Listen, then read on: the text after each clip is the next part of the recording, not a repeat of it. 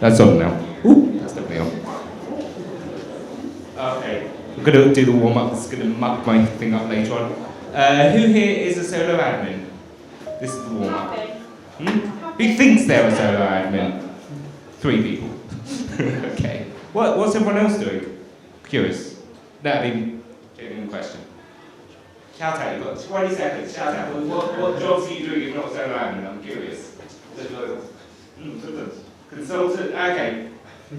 Who here is a solo consultant? Some more? Same 3 people. Okay, good. I still think this will be useful. Okay. Okay, I am ready to go. The door is shut. Let us kick off. Okay. Thanks for being here. Thanks for being with me today for my talk. I hope you've enjoyed the day so far. As you're in this room, I hope you're ready to have a look at being a successful solo Salesforce admin or consultant. That's to say, you'll be by yourself and won't have the luxury of a Salesforce team to work with. One last question. Who's new to the Salesforce ecosystem, like been in the ecosystem for less than 6 months? I'm just curious. Cool, good, well done. Okay, hopefully this is going to give everyone insights and food for thought. If not, well it doesn't, but hopefully it will. Just to let you know, I am going to be referring to my notes as my memory isn't the greatest in the world and I don't want to miss any key points. Everyone can still hear me, it's a question, but I think it's a statement. And everyone can see the screen easily? Woo! Okay, if you've got immediate clarifications, feel free to raise your hand, interrupt. If it's a longer, more discursive point, there is 5 minutes for questions at the end, and I'm also around for the rest of the day until they kick me out of the building. And I'm really happy to connect online. Please send a little message like you saw me here at this thing, rather than just, otherwise it could be a sales pitch, which is tedious. More interested in helping people improve their skills and having that discussion. Okay, so you might be coming into a stable existing implementation. That's to say Salesforce is already up and running, or perhaps recovering an instance that's on shaky ground. More likely the latter, but it'll be somewhere between the two. We're going to dive into the first few days to see what you can do to make your Salesforce succeed for the long term.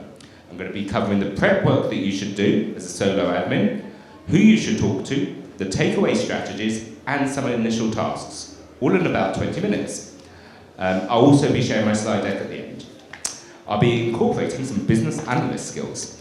It's worth noting that for smaller organizations, there is rarely a clear boundary, and certainly no budget to specifically employ someone. So it just goes with the territory. And here today, I'm largely about expectation management. It's regardless of the job spec you are handed. So the presentation is all about personal experience. So who am I? Hold on. That's not me. What happened? Oh, I see. I pressed the space and it went horribly wrong. This is me. Good. The other one wasn't me. So the background. I quit uni after 1 year, and after doing all sorts of jobs, from call centre work to being a secretary, I eventually became an office manager. Whether I was any good or not, that's for other people to decide. I finally found my calling in 2011 when someone introduced me to Salesforce. Worth mentioning that in 2014, I attended my first ever user group meeting, and here I found a safe space. I even ended up talking about my realization that I'm on the autistic spectrum and have ADHD. Though through the community, I found loads of support, although that's a story for another day. On with the main show, which is all about the first days as that solo Salesforce admin. Click the right button, and there we go. I need to explain something. When I ran through this presentation with my husband, he was not happy. First of all, he told me to slow down, so I'm now going to remember to slow down. But also, he told me that Salesforce admins would be expecting tips on checking the number of profiles and licenses in use, object and field utilization, running Salesforce Optimizer, and checking on installed packages. He is right. That is him, if you haven't guessed. These are the technical things you need to know. But before you get stuck in, and potentially I do mean the word stuck, you need to understand what the lay of the land is from the business perspective. It's no use fixing the Wi-Fi when actually the main concern is lack of running water. Just because one is easily identifiable, it doesn't mean that it's the most important thing. It depends on what the business is doing. To complete that analogy, if you're in the catering industry, you can work around Wi-Fi issues, but you can't work around a lack of water. Okay, so you've landed the new job or assignment. You've looked at the company website, as this is their shop window. It's given you an understanding of how professional your new employers are and what their mission appears to be. Start by making mental or physical notes of any issues that you see. Combine it with your experience you've already had of the initial conversations you've had when landing the gig. How good were the communications? How prompt and clear were your new employers? What issues have they already highlighted? Basically, use all your senses. This will give you an insight into the company culture and help you manage your expectations. To be frank, if they are chaotic in any of these, it's likely that they will continue to be so once you start. It's fine. It gives you an opportunity to think of strategies on how to manage this. Okay, day one. First impressions matter. In reality, it's still a job interview. You haven't built up much of a rapport or evidence trail yet. The Salesforce org may have acknowledged issues, and if you want to see those turned around, then you have to roll your sleeves up. That's to say, most times you don't have the luxury of smiling and waving. You have to take some control. So, here's my recommendations. You need to build up confidence within the organization, which you can achieve through short-term wins. Long-term wins, or long-term plans, which require a complete system upgrade, just take too long as a solo admin. You'll lose any goodwill if you wait for those. So, what I'm getting at here is that we're not living in a perfect world. Don't know if anyone's noticed. And we need to accept trade-offs, such as perfect implementation with full glowing documentation versus dousing any currently burning fires, or dealing with urgent requests. Still on day one, who's our first target? Management. Ask management, or perhaps just your manager, what their concerns are about Salesforce. That's vital. Feel free to take notes, as otherwise you may not remember it all. But in doing so, ask where the successes are. You want that 360-degree view, rather than starting all over again and throwing the baby out with the bathwater. Make sure you also ask what the business goals are, both short and long term. Here it may or will get fuzzy. Lack of clear direction is often a reason why Salesforce implementations fail. It happens. The thing is, you have to know where you are before you can know which direction to head in. We'll come to some solutions for these challenges later, but next, there's other members of the team to meet. Your secret weapon. Speak to your predecessor, if at all possible. Typically, they get a large chunk of the blame, but none of the none of whatever that was, but also none of the credit. You don't know the reasons why they did what they did.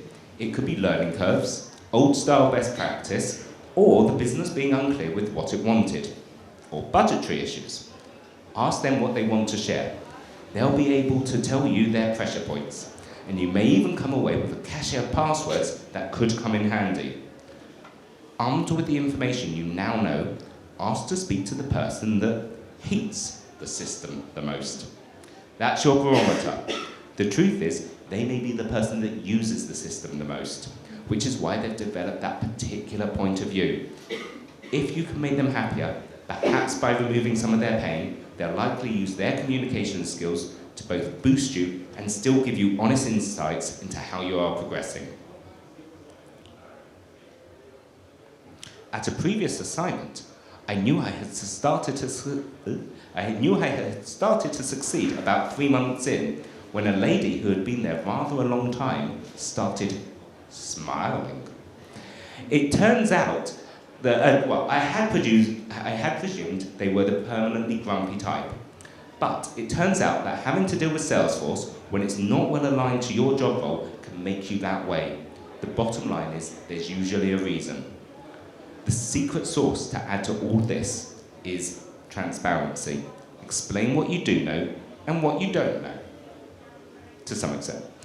Otherwise, you risk mismanaging people's expectations and setting everyone up for more failure.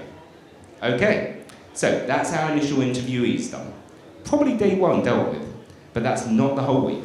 What I haven't covered is some tips and tricks you need to factor in during and after these discussions. Why this slide? Oh, okay, we'll come back to the tips and tricks. These are the tips and tricks. Why this slide? Just because something appears to be there doesn't mean that it really is. You have the huge advantage of arriving with a fresh pair of eyes. I didn't pause. I should pause and let you take in the slide. Anyway, fresh pair of eyes. Things which were too hard or even impossible may have once been true, but they may no longer be the case. Going further, just because something hasn't been done previously doesn't mean to say that it can't be done now. Evan was just talking about flows, significant change.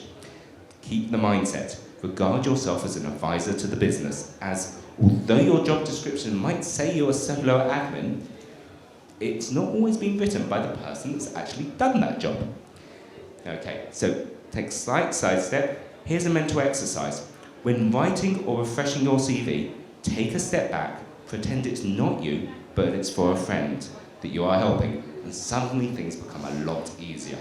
You take the emotion out. Emotion is useful, but not always useful. Okay. As someone coming in, it gives you the fresh perspective to make dispassionate judgments. If you find yourself saying, I don't know enough yet, either decide what information you need to help you to make those decisions, or tap into all the experience you already have. That's to give yourself credit for where you have got to in life. I'm really passionate about this point. It could be that you're fresh out of uni with the latest theories, or that you've completed certs with bang up-to-date knowledge, or that you may have tons of experience and know what works and doesn't work in practice. These are all assets. We all come with a different collection of those assets. Alternatively, you may have recently been looking after kids or pets. This means you know how to handle unlimited wants within limited resources. A significant life skill. For me, my 100 jobs in 2 years after quitting university gave me a huge variety of experience. Use your traits, whatever they are, because those are the unique qualities you're bringing to this role, and it's part of the reason that you were selected for it. Okay, I'm just going to pause so you can actually read this slide. There's definitely one that you need to read. Okay. Frequently, I find that members of the business aren't fully aligned. This happens surprisingly often. When you discover this, file the information away and schedule sessions with the process owners to get clarity on where they intend to get to and whose responsibility it is. Often, this is the surgery that fixes the underlying misalignment. You cannot steam ahead on full power if you're being pulled simultaneously in multiple different directions. You need to ensure that people are on the same page. Ultimately, if you don't take ownership and you don't help the business, it's not going to improve. And you're not going to get the right information to do the right implementation. Okay, 3 ideas for starters on how to get that alignment going. Just point out to the individuals concerned that they aren't headed in the same direction. It's worth a try. Highlight the issue or issues to your line manager. Ultimately, kind of their problem as well. Last one, borrow Salesforce's V2MOM planning tool. That's vision, values, methods, obstacles, and measurements. And perhaps have a session to help everyone align on it. There's a link at the end to that particular trailhead. Okay, that's the organisation. You plant the seeds, but sometimes flowers will take longer to bloom than other times. What about the individuals, though? Can we do something to help directly? Here's where we finally dive into the world of Salesforce. As alluded to earlier, people like to see instant results. 2 very suitable methods are reporting. Curating reports showcases data already in Salesforce, and you don't usually need to make any configuration changes, and you empower users. I'm going to speed up slightly because I'm running out of time. Secondly, hands-on training. This often solves the complaint that people don't understand the system. It's often been skipped or rushed, or one person was trained but no one else. Someone had all the original training and it, by magic, is meant to pass to everyone else, even though each time it gets shorter and shorter and shorter. Misunderstandings and all that sort of thing. There is a slide about backups. Data loss. If you're working at a small organization and using data export, use the manual method once a week. If you use the automatic method and you add a new object to Salesforce, it is not caught in the automatic method, which is why you need to use the manual method and put a note in your diary. Get a backup tool is a better answer, because this doesn't cover everything, that tool. Okay, we've covered the benefits of transparency, that you're an advisor to the business. We've dashed through reports and training, although I fully expect that to take up a significant chunk of your time. This means we're ready to make changes on Salesforce. That's what I used to think. And that may still be the answer, but here's a lesson I learned the slightly embarrassed way. Sometimes, just sometimes, it's more appropriate to prototype a new concept using pen, paper, and perhaps an Excel spreadsheet for a few weeks to see if the idea takes off. Your workmates may be keen, but that still doesn't mean that they've thought everything through. So, even if they say they have, that's what you're here to help them with. Okay, so here's the end result, a happy life partner. But times and needs change. You want to remain aligned for the journey. Salesforce is built like a home. We've been discussing it today. What started out as a shed may become a house with nice underfloor heating, and then perhaps a mansion where you have staff to look after. In a similar way, Salesforce has grown, and I promised you some insights from my perspective. From the additions from Marketing Cloud to CPQ and well beyond. As in the context of a smaller business, it's very much an enterprise tool these days. We need to be honest and target our skills appropriately. We won't be able to support 100% of it by ourselves. No one knows all of Salesforce and hasn't done for some time. So I recommend you continue to build up your contacts, talk with others, connect on LinkedIn and Twitter and similar, and share experiences. That way you'll have an amazing informal support network for whatever lies ahead. Speaking of lying ahead, very nearly end of the journey. This is just about the final slide.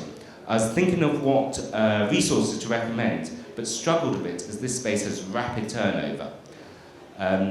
There's a few pointers to help you start with on the screen and a link to the slide deck via QR code. My main observation is many blogs say do this and do that, but perhaps the biggest lesson of all is that they won't tell you what not to do. That's what we're here for as solo Salesforce admins, to give advice both welcome and unwelcome, being the great, holistic, small business, technical specialists that we are. That brings...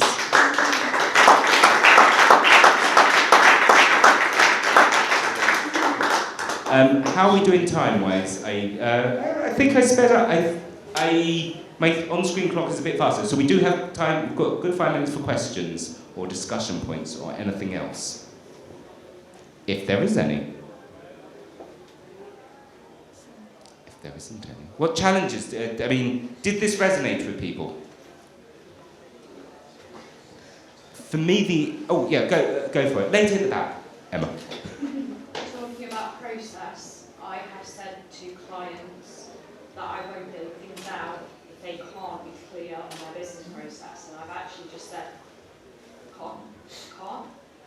And I think even internally when I've been in admin, I've said sorry, I can't do it. Until you've got one person on this side saying the process is X and one person saying it's Y, until they can figure out what it actually is, you can't. It's just pointless.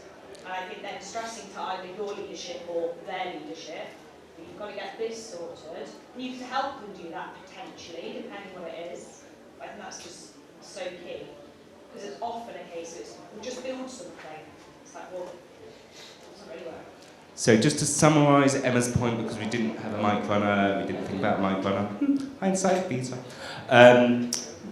Emma's point was not to build something until you've got a process identified. Someone emailed me literally in the last 24 hours saying, can you explain what the non-profit cloud offers because I'm considering it for our business. My response was, can you send me a list of your requirements? Because otherwise people see this list, they see this magic list and they go, I want a bit of this and a bit of that and a bit of the other. What I want to know is what their needs are. It's great to do a brainstorming session, but if they haven't even set out with Salesforce, especially if they're coming from a small business perspective, they often look everywhere. And my first thing is, what are the pain points that the business is dealing with? Go with what's actually working. Then we can look at the new things, but I don't want people to get lost. I want people to remember where they're coming from and what they need to solve.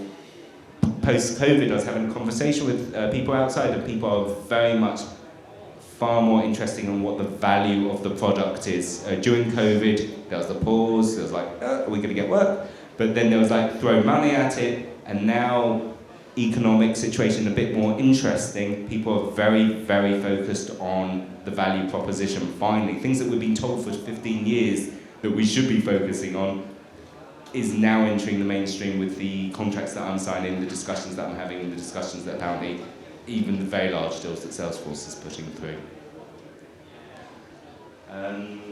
Anything else? I did fly through something, so I just want to, I don't know if I covered it. I think somehow I skipped it from when I was reading my notes. You will get a whole load of requests flying in once you unlock the joys of the system. And people say, oh, I should be using PM milestones, Trello, Asana. My tip is to use what's ever proportional to the size of the business that you're in. You need to, the best thing that I've ever heard is someone says, what is the business capable of?